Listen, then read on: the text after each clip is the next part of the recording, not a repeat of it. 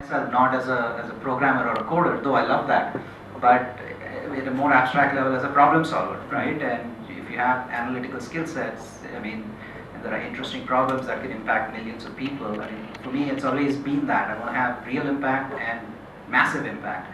So so business was interesting. So I took 2, 3 courses, but that wasn't enough. And I think to me Wall Street seemed interesting, partly because one, it was things I hadn't done, right? The business aspect of it, the commercial, the economic aspect of it. Secondly, it wasn't as different as you might think, okay? Because a lot of advanced sort of financial modeling is actually just all math, computer science. They're using the same stochastic theory, probability theory, the same computer models, for developing these things. And they were hiring math, computer science, physics majors anyway. So this was fantastic. I mean, for me, I could take the skills I already had and yet learn different things. And frankly, there was probably my version of MBA in the sense that you learn a lot about negotiating, selling. I mean, yeah, we as Indians, we all know how to haggle on the street side, but even doing negotiations the right way, where both parties create a win-win outcome, is very different from a sort of win-lose outcome and so on. And you realize very quickly that you're negotiating one transaction, but the relationship sustains, and you never want the other person to feel ripped off, because guess what? That's actually suboptimal. It hurts you in the next transaction that you might do, or it hurts your reputation, which will hurt you later, and so on. So I think those were very, very instructive lessons. How business is done, how things are done, and so on. So that was great while the learning curve lasted. But after a certain time, the way it works, at least in Wall Street, is the innovation cycles are much shorter. Like, so you develop, let's say, you figure out a new way to analyze some swaps or derivatives or mortgage-backed securities, as I was doing, and you develop some cool techniques, and it gives you like a 6 to 12 month head start, right? Because you know it before other people know it, but very quickly others also figure it out. And once everybody has the same models, then it becomes buy low, sell high kind of thing, like your average stockbroker, right? So it's super interesting for some time, and then it gets really tiring, and or rather not. It's very lucrative, but I think for me it was all, again, getting back to thinking about what is it that I like, what's interesting for me. So while I was at Wall Street, meanwhile, the internet happened, so to speak, as in Netscape, right, came out, went public, was a huge thing. A lot of companies were also emerging, Yahoo, Amazon, and so on. So I was keen to get back to, or get to entrepreneurship, but now I was equipped with, certainly in the technical background, but also the business confidence, saying, you can have any conversation with anyone, negotiate, deal with it, and that really helped, because I think if people don't have that perspective or how to do the business aspect of it, that has a huge challenge. So I think that's when I founded Elance. Yeah. Okay, so that's a right segue into the real story, the real journey, like how you. So you had this cushy job and probably family and all these things. So taking a decision, I know that the 98 and that era was, the internet was bubbling, and you found the right opportunity. But also talk through how you came across the name, and how you started this company, and who like or what were the real trigger points Sure. taking it to the next level. Yeah, I think the Elance story was also fascinating, right? So this was like in late '98, and so me and my co-founder, a person called Srini Anumolu, both of us were in New York, both of us were on Wall Street. But every day after work, for about like 4 or 5 months, we just meet every day and just kind of whiteboard and say, okay, where's the next big opportunity? Where's the next billion-dollar company, if you will?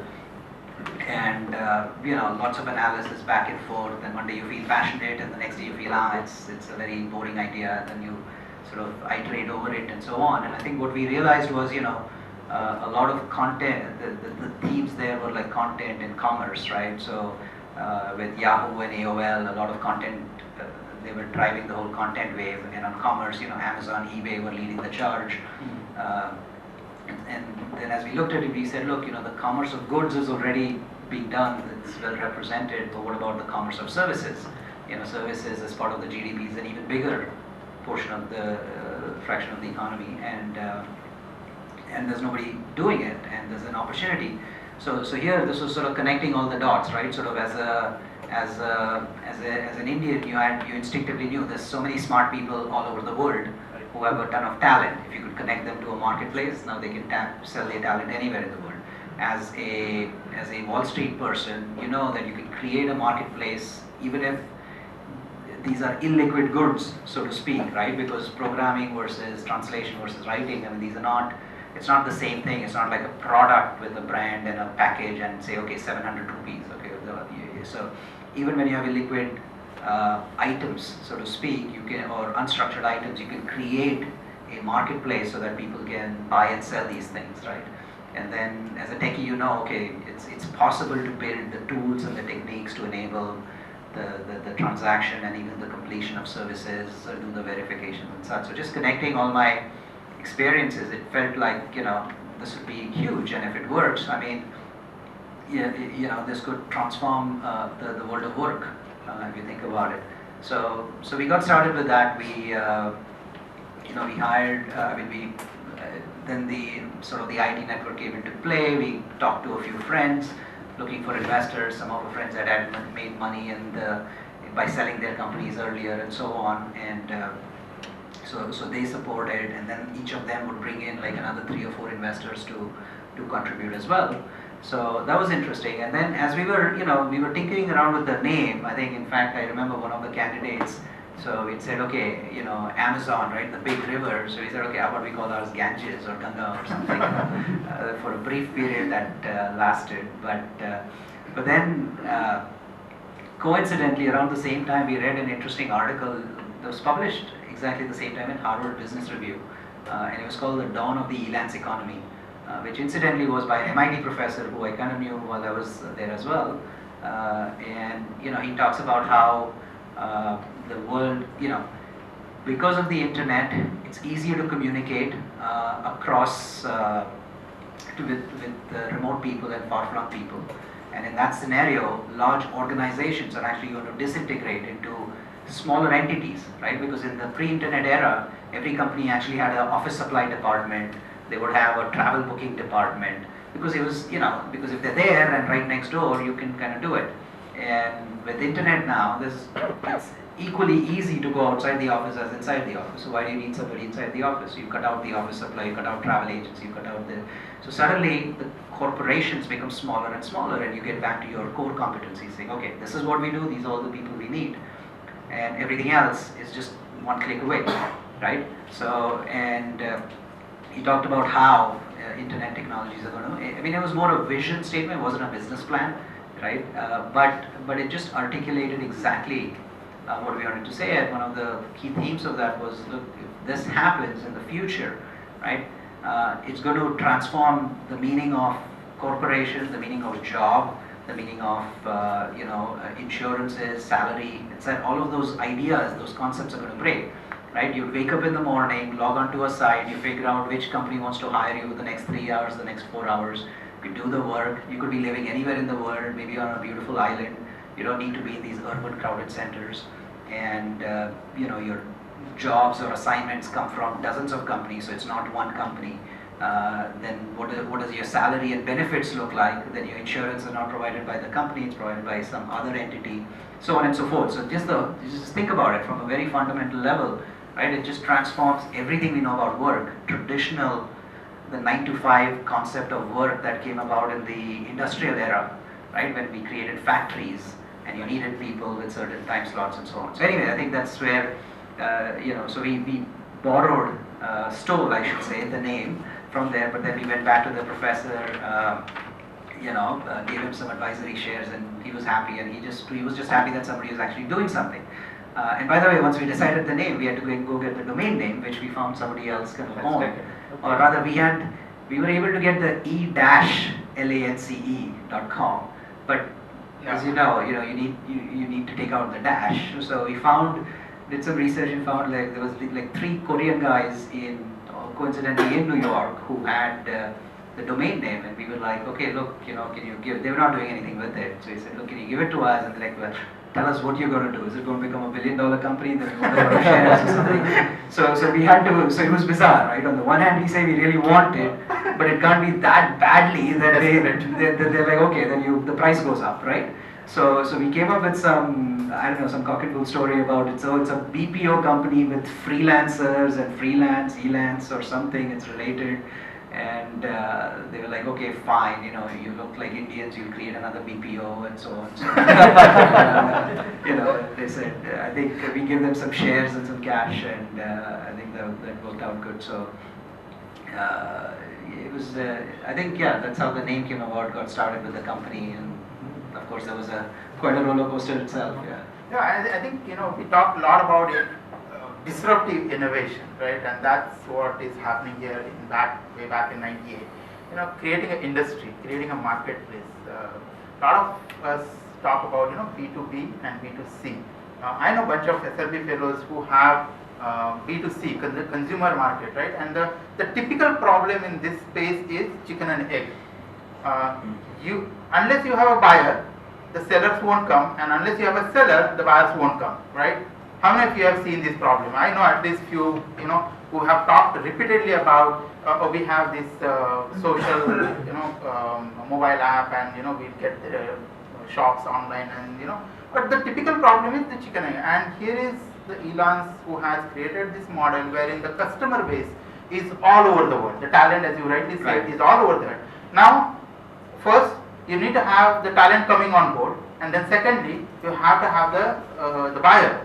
So, Sheth has also advised me that make sure that you cover the product development, the customer development, the investment, the term sheet, and all that. So, I'm going to try to touch upon through the story as we unfold it through these various things. But really, the most important problem for any startup is customer development. How did you actually, ensure that yes, you have the people who have the skills, they are coming on board. So that's the one side of the coin, and the second side of the coin is the buyer who would trustworthily buy from them. Sure. And the entire cycle and the circle completes in a trustworthy manner. Yeah, I think that's a classic problem with two-sided marketplaces, right? Where the success of one side depends on the success of the other. Right. And I think it's, in our case, and I think in most marketplaces, what you find quickly is one side is usually more motivated than the other, which means you can focus your energies on that particular issue. Right. I think as we launched the site, we figured, now, of course, those were the exciting days of the internet, so there was a lot of PR, a lot of interest and buzz about new platforms coming up and so on. So in our case, on the one hand, we would communicate to the freelancers. There were like communities, bulletin boards and so on, so we'd announce this thing there. On the other side, we try to communicate to businesses that are looking to hire these guys.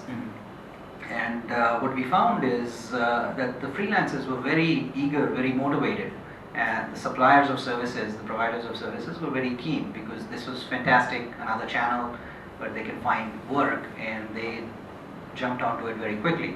So we had far more freelancers than were required to support the demand at that time, but far fewer businesses. So clearly all of our sort of customer acquisition efforts were focused on the business side.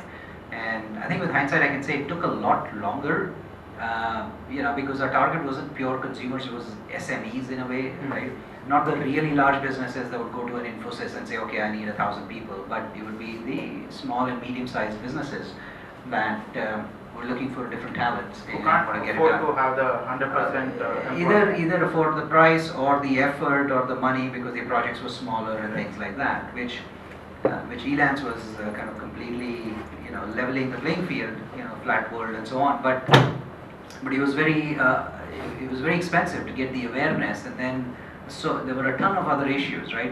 So I think listening to customers is very, very critical. So trust is an issue. How do I trust somebody halfway around the world? Doesn't even speak my language, not the same time zone, right. Never seen him, what if he runs away with the money?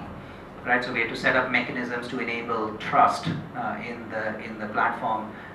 We would qualify, certify, we set up mechanisms to filter the good providers versus the bad, set up reputations, so that maybe they can, even if they make one or two mistakes, that may slip through, but they can't keep repeating it again and again. So you create incentives for good behavior by just modeling it into the product. I think we facilitated an online sort of workspace area where the work itself could be done, the deliverables, the files could be shared and saved there as well. So I think it took a while. Customer acquisition was terribly expensive on the SME side. I remember we were probably literally one of the earliest advertisers on Google. I mean, they were just figuring out how AdWords and other things work themselves. But we were both in the KP Kleiner Perkins portfolio, so I think it just they were testing it out. So that became an interesting channel as it developed. But was still quite expensive in terms of cost of acquisition.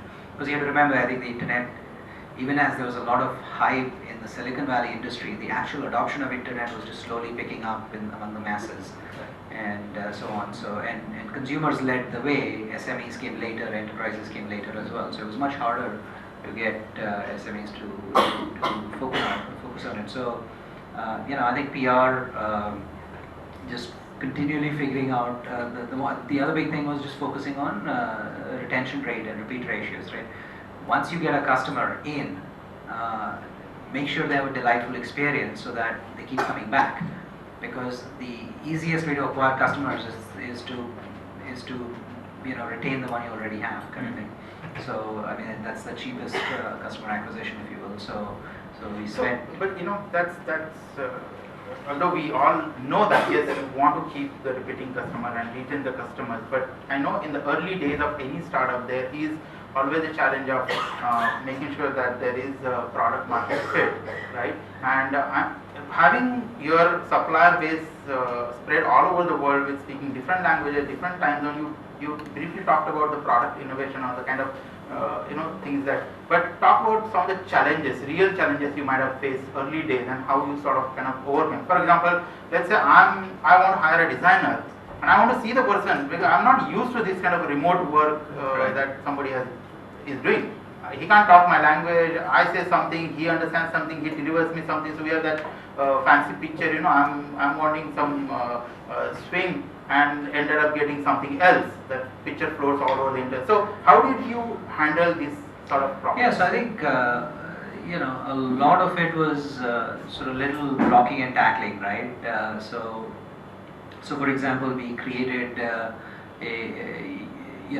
so we would take the actual success stories that worked very well and highlight them, promote them, describe them. And again, the success stories had two aspects to it. One was from a business side, saying, okay, here's a business that got the logo, marketing brochure, and identity kit and the website done, and here's how much it cost them, and the savings versus you finding a local person was 70%, 80% cheaper. So it was cheaper, it was faster, and it was better, because this is, let's say, the best designer in Turkey, or one of the the most amazing sort of developer in Brazil or something. So you just created those stories which focus on the business side.